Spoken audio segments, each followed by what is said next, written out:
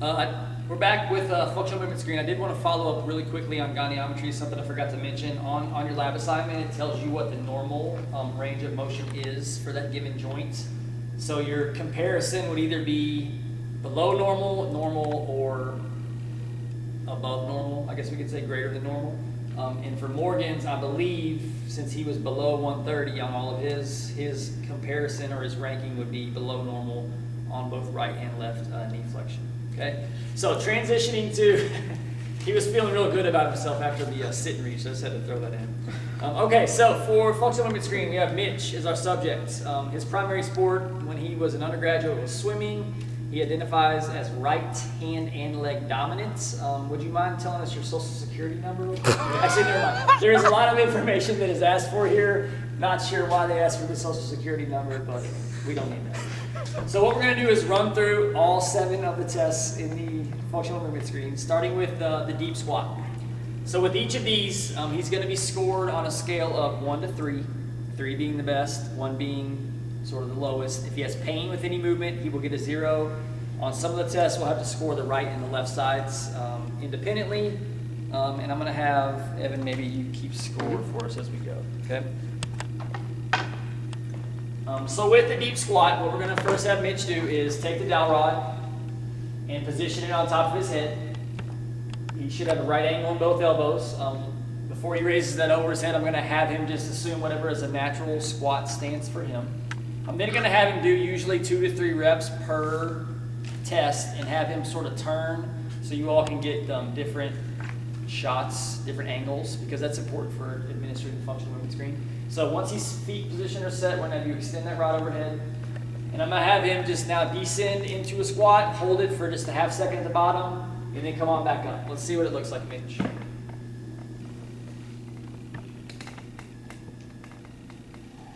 Okay.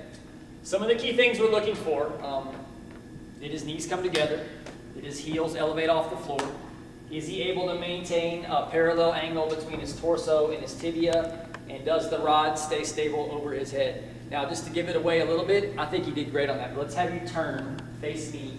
So now you all can get the profile shot. Keep an eye on those things I mentioned. So torso and tibia angle, heels staying down. Reposition that rod back a little bit farther behind it, right over here. There you go. And let's see another one, Mitch. Angle looks good, heels are down, rod is staying in position. He got below 90 degrees, right? So he should be able to get to at least 90 to get a 3. Did you have any pain with that range of motion? Did not. So I would feel confident in giving him a 3 for the deep overhead squat. Nice job. That's a lot harder than it looks. It's pretty common that people get 2s. If somebody's squat pattern does not look good, the next step would be to take the 2x6, drop it down like so. You would then have Mitch perform the same movement with his heels elevated. If he was able to do the squat successfully with his heels elevated, he would get a 2. If he was still compensating, he would get a 1.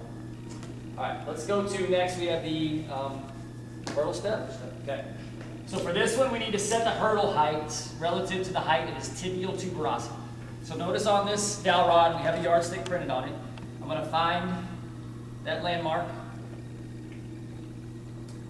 The height is set at, the height of his tibial tuberosity is 48. So I'm going to set the hurdle at that number. So there is a rubber band that comes with the FMS kit that we'll just place on the half dowel rods, which we've inserted into the 2x6.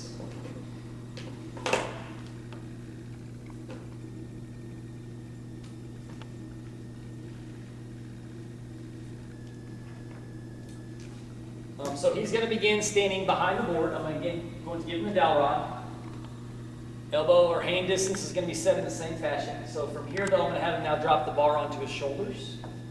His toes can be, 1 to 2 inches away from the board. What we're going to have him do is step up over the hurdle, tap the heel on the ground, bring it back to the reset position. We'll do a few reps on one side. A couple of the key things we're looking for here. A, does his foot come into contact with the hurdle? B, does the rod lose parallel angle with the floor? Okay. And then does he generally lose balance in any way? And then one last thing that might be the most important, is he opening up his hip as he comes around? Because that would also be a compensation. So let's see you do maybe 3 reps on that right leg, Mitch.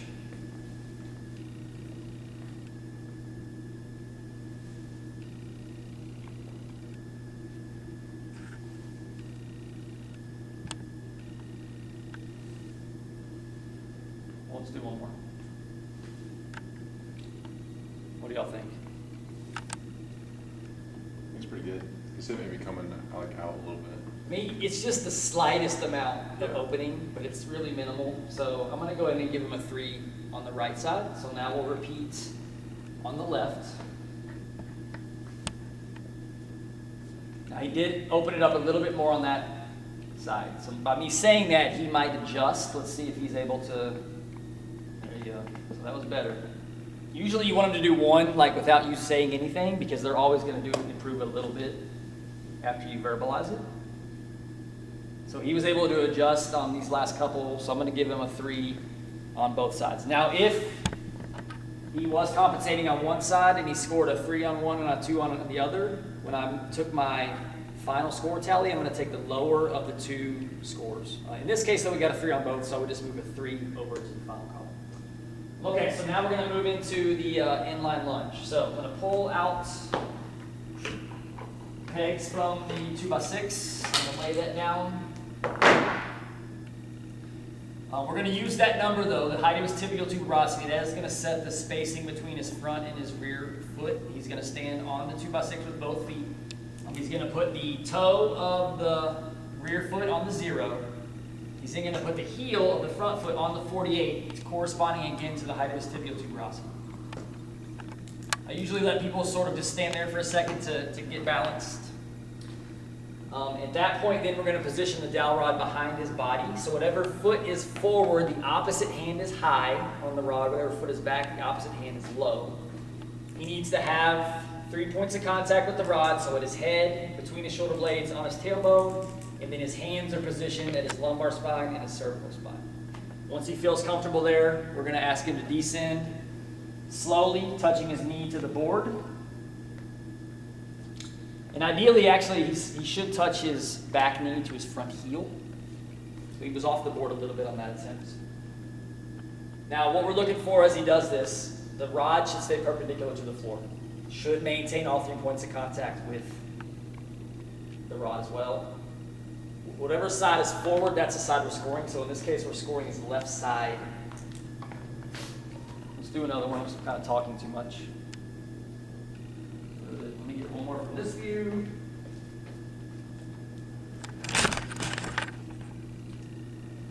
All right, now you all couldn't see this, but he was losing contact with the dowel rod on his tailbone pretty much on every attempt. So being picky, I'm going to give him a 2 on his left. Okay. All right, I'll take the rod. So we're going to switch the feet around. Right foot forward, so his right foot is now being scored. Heel on the 48. He's going to switch his hands around, so right hand low, left hand high. Repeat the same thing. So I know he had the issue with the dowel rod on the other side, so I'm going to keep a close eye on that. He was able to keep it in contact on that attempt. Stability is good. He's keeping the rod perpendicular to the floor. Let's get one more just to ensure that you can keep that rod in contact with all 3 points.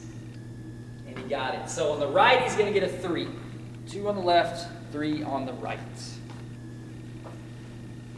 So now we're at active straight leg raise, right? Shoulder mobility. Shoulder mobility. Next. This is where it's going to get messy. So for this one, what we're going to do is measure the length of his hands. Maybe we can step up here a little closer. Hold your hand up like so. Use the yardstick on my dowel rod. Top of his longest finger, base of his wrist. So we got a 22. So that's a magic number because that's going to determine what a shoulder mobility looks like. What we're going to have him then do is make 2 fists with his thumbs kind of tucked in tight. He's going to reach up with one, down with the other. Whatever hand is high, that's the side we're scoring. And I'm going to measure the distance between his 2 thumbs. Okay? If he's within that 22, he gets a 3. If he's within 1.5, he gets a 2. If he's outside 1.5 hand lengths, he's going to get a 1. Okay? So let's go ahead and let's do right side up first. So he's clearly going to be well within that. He's at a 12, so he's going to get a 3 on his right. Do you have any pain with that? Okay. Let's go left hand up, right hand low now. Not quite as good, but still well within. He's at a 13, so he's going to get a 3 on both sides. Any pain there? Nope. Always want to ask if there's pain because that would give him a score of a 0 if he had pain. And now there is a clearing test with this particular. We're not going to score this one. It's going to be basically either a fail or you would write nothing. He passes it. So I'm going to have you put your right hand on your left shoulder. He's just going to raise his elbow up towards his forehead as high as he can. Any pain there? So if he had pain, he would fail the clearing test, and he would ideally be referred to a physical therapist to get that checked out. And then same thing on the other side. No pain. Okay, so he passes the clearing test on both. Okay. Test number 5, now active straight leg raise, correct? So we're going to have Mitch lay down on his back. Ideally, we would have a mat, but we forgot to get one, and, you know, mats are for sissies anyway, right? So with this one, I'm going to place the 2x6 under his knees. And as he's moving one leg, his other knee needs to stay in contact with the 2x6. I'm going to slide it down just a touch. I'm then going to position the dowel rod in line with his ASIS, or basically kind of at the bottom of his pelvis. And what I'm going to have him do, staying relaxed, keeping his arms straight on the floor. We're going to score his right leg. I'm going to have him slowly raise that leg up, trying to keep it as straight as possible while keeping this knee in contact with the 2x6. And what I'm looking at is how far he can get his leg past the dowel rod. Go ahead and relax. If he can get his ankle all the way past it while maintaining a straight leg, that's a 3. If he can get his knee past it but not his ankle, that's a 2. If he cannot get his knee past it, that's a 1. I'm not going to say what I saw, but we'll let him try it again. Keeping left knee down, right leg locked out. I mean, it's close, but he's not getting his ankle past. And he's kind of straining a bit. He has a little bit of knee flexion when he's doing that. So I'm going to give him a 2 on the right side. Switch over to the left.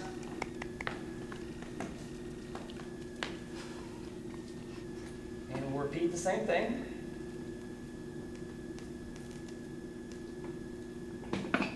Okay, so he got his ankle there, but he did have some knee flexion. So I'm just going to remind him to make sure he keeps that left knee locked out. And we'll try it again.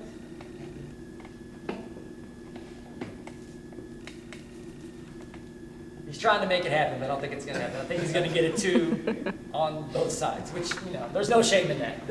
Again, this test is harder than it looks. So 2 on both the right and left there.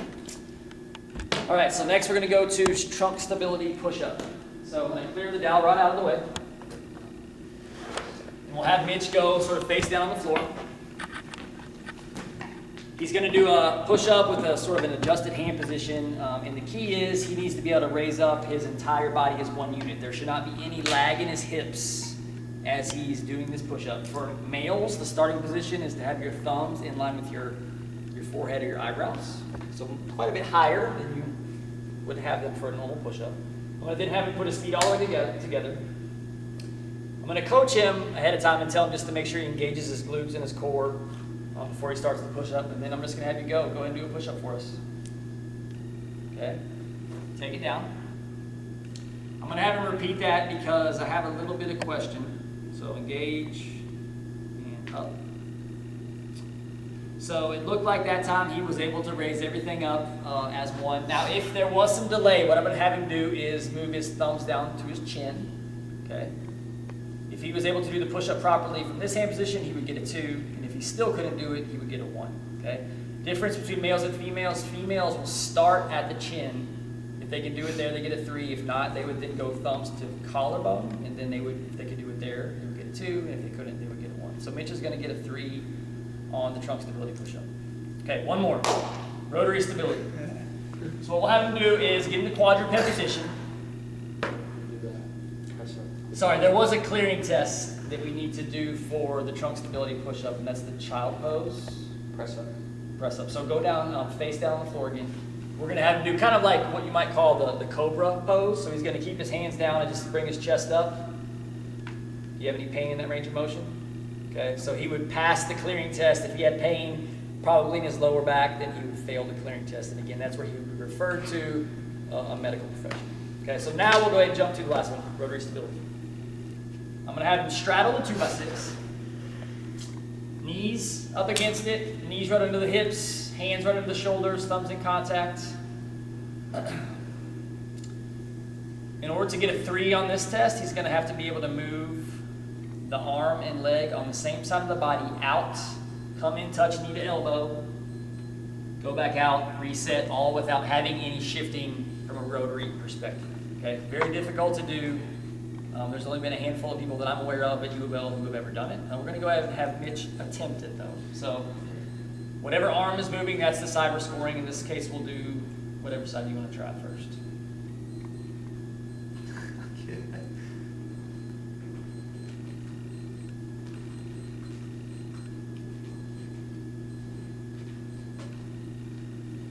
Now, not bad, but he did shift his weight greatly to the left, so that would not qualify as a 3.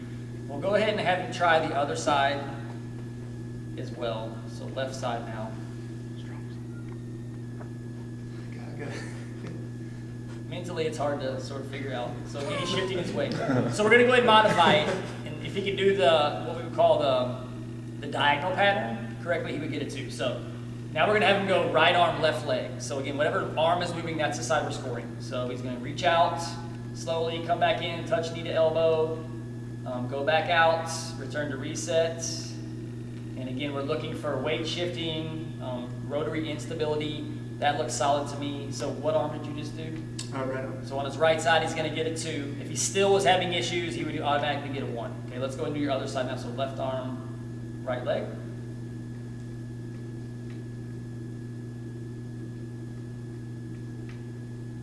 So he's going to get a 2 on that one as well.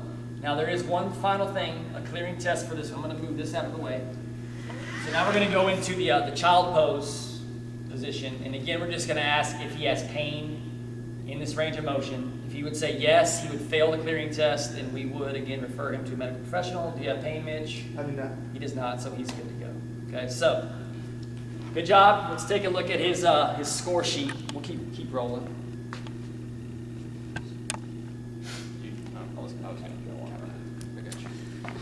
So notice we recorded all of his, is that in focus? We are in focus. All of his raw scores are here, but we're only going to move 1 score per test to the final score column. So if we had a right and a left side, we're going to take the lower of the 2. In this one, he had 3s on both, so he's going to move a 3 over. Here, though, he had a 2 on the left, 3 on the right, so we're just going to move the 2 over.